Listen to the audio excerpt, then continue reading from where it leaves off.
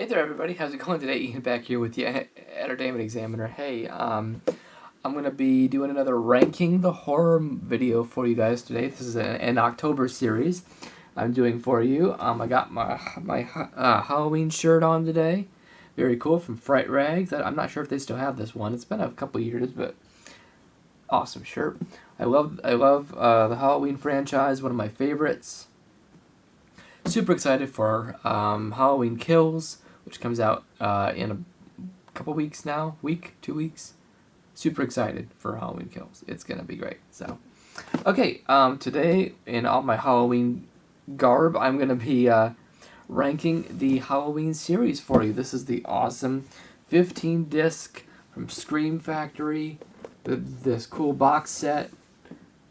Has lots of bonus discs, booklets, all that stuff, and plus I'm going to be throwing in the 2018 Halloween. So, okay, so let me just take all these out of here.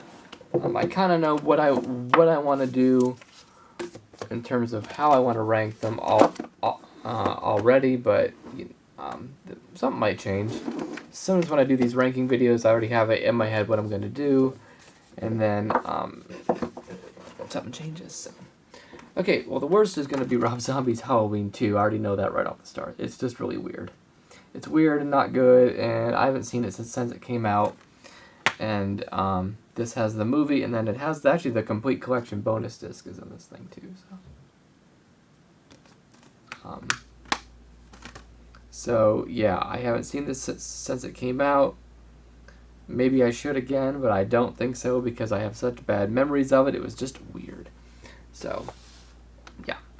Next on the list will be Halloween Resurrection. This movie is bad. I rewatched this one again recently, and it's just as bad as I remember. It's such a standard, like, horror film. It's just, there's nothing special about it. I mean, Jamie Lee Curtis gets killed off in it in a really stupid way. And, of course, we're in kind of a different timeline with the new Halloween film, so she's back. But, yeah, this movie's bad. I mean, Busta Rhymes is in it, Thomas Ian Nicholas. It's like they're in this haunted house, or in this supposedly haunted house, and they have all these cameras set up. Or it's Michael's old house. That's right. It's Michael's old house, and they're like spending the night there, and they have all these cameras set up, and then Michael comes and kills them all. It's ridiculous. So I don't like that one at all. Next one on my list would probably be, I'm going to go with the Rob Zombie Halloween. Not terrible by any means, but I'm not sure if it's necessary. Malcolm McDowell's good as Loomis. It's cool to see Daniel Harris in this. Of course, written and directed by Rob Zombie. This has a really long documentary on it, too. It's a 2-disc set. I think there's like a 4-hour 4.5 hour documentary, which I've never watched. If you have, let me know down in the comments. So maybe I'll just sit down and watch it one day. But I haven't seen this one in a long time either. I used to work in a movie theater, and we have this movie, so I saw lots of bits and pieces of it before I actually watched the whole thing. So next down on the list is gonna be Halloween 6, The Curse of Michael Myers. This came with the awesome producer's cut, which has since been released by itself. Which, that was a big selling point for this box set. I kind of wish that they had left it exclusive to this box set. I don't hate this movie, but I don't like it either. I think it's cool they interview Daniel Harris about why she didn't come back and play Jamie in this movie. The last one with Donald Pleasance, rest in peace, Donald Pleasance. A young Paul Rudd is in this. He's named Paul Stephen Rudd. That's how young he was. And the original teaser trailer for Halloween 666, the origin of Michael Myers, which was the original title. This came out in '96. So, yeah, the producer's cut, if I can talk today, is about 7 minutes longer than the theatrical one. So, next I'm gonna go with Halloween 5. These next ones are gonna be hard to rank. Halloween 5, the The Revenge of Michael Myers, a direct follow-up to Halloween 4, but not near as good. Halloween 5 is just okay. The pitchfork kill is cool. There's a couple other cool shots. The mask in this is much better than Halloween 4, but the movie, it just isn't good. And this brings the whole like kind of voodoo-ish mythology to the series. This one in part 6 will really capitalize on that. The Thorn Society. So that is what is next on the list. Next, I'm gonna go with see, this is where it gets difficult because I don't. Next, I'm gonna go with Halloween 3, Season of the Witch. I actually love Halloween 3, and a lot of people love Halloween 3. It's just hard for me to rank these next 5. So, Halloween 3, Season of the Witch. Of course, this is the one that has nothing to do with Michael Myers, which a lot of people kind of dismissed this movie because of that. I definitely don't think it should be dismissed. I actually met Tom Atkins, who stars in this movie, at a horror con, and I got to talk to him for a little bit because there was like nobody there that day, and he said, you know, this movie is really loved a lot more than it was when it first came out, because people are like, well, I'm not seeing this because it doesn't have Michael Myers. But the whole point of this movie was to not have Michael Myers because John Carpenter wanted to start making them into like anthology movies. Like, so 4 would have been a completely different story. So that's what Season of the Witch was. And this is, of course, about a novelty company owner, Silver Shamrock, who makes Halloween masks that kill children. And Tom Atkins is a doctor who, along with Stacey Nelkin's character, tries to find out what's going on. It's a good movie. It's got some scary moments. It's got some great performances in it. Definitely should not be dismissed. Yeah, it's a Halloween movie, but I really like Halloween 3, but I just like the other entries in the series a lot more. So next, I'm gonna go with Halloween 2. I like Halloween 2 a lot, just for the mere fact that it picks up like at the exact moment that the first one left off. I think that's really cool. I think that this also has the television version, which has extra footage on it, which is really cool that they included that. I remember being young and watching this on TV, and I remember after watching the theatrical cut, which I had on video, I said, oh wow, this has different footage than my videotape does. So I'm really cool that they included that. The mask is not near as good. Of course, it takes place at Haddonfield Memorial Hospital, where Michael goes in and kills everybody in search of Laurie.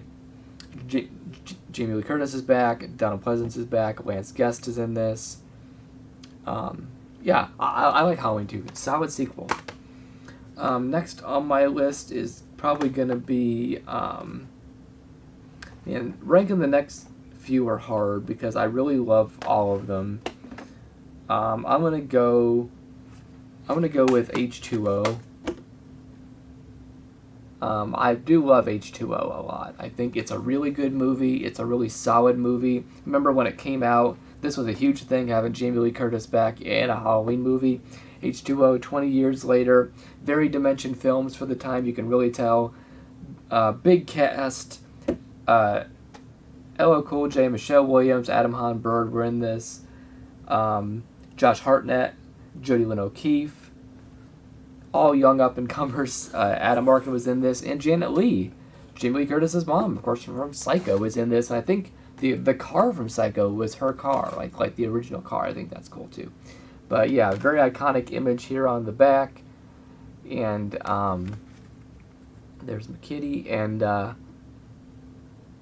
directed by Steve Miner, who directed Friday the 13th Part 2 and 3, I want to say.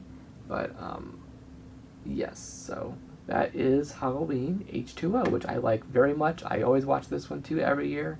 And I think it still holds up as being a really solid movie. So, the next 3 are hard to rank. I'm gonna go with 2018 Halloween, the newest one. I like this movie more the second time I saw it than the first time. I really liked it the first time, but I don't think I knew what to expect. Hold on, let me get my cat down. There, oh, come on, bud. I don't think I knew what to expect, and part of me when I first saw this movie was like, oh well, they're throwing in too many Easter eggs. It felt like there's just so many callbacks that took it away from being its own movie. But after watching it again, I kind of like that stuff now. So I think this is one of the most solid entries in the whole franchise. I'm super excited to see where the next two films go. I think the mask, the weathered mask, is really cool, and Jamie Lee Curtis just nails it again as Laurie. She's awesome in this movie. It's great having John Carpenter back as a producer. Of course, Blumhouse always does great horror. Yeah, I'm really excited for Halloween Kills in a couple weeks. So, next, some people may not agree with me on this, but I love Halloween 4, the Return of Michael Myers. The opening credits are really scary. The performances are really great. A young Danielle Harris is wonderful in this. She's so good. Ellie Cornell as Rachel is so great. The ending, what an ending. Wow, what a great ending this has. And I wish that 5 would have capitalized more on that ending than it did. It felt like it just kind of didn't do a whole lot with it, or took kind of the cheap way out of that ending. Donald Pleasance, having him back as Loomis, is so cool. There's some scary moments in this movie, and I've always loved this movie.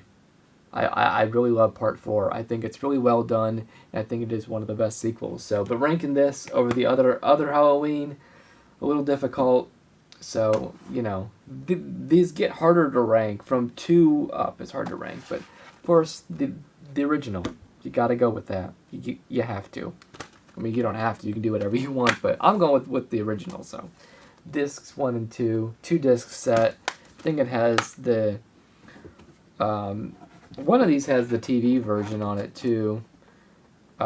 Just one of the best horror movies ever made. John Carpenter nailed this one. I mean, him and Deborah Hill wrote a brilliant movie.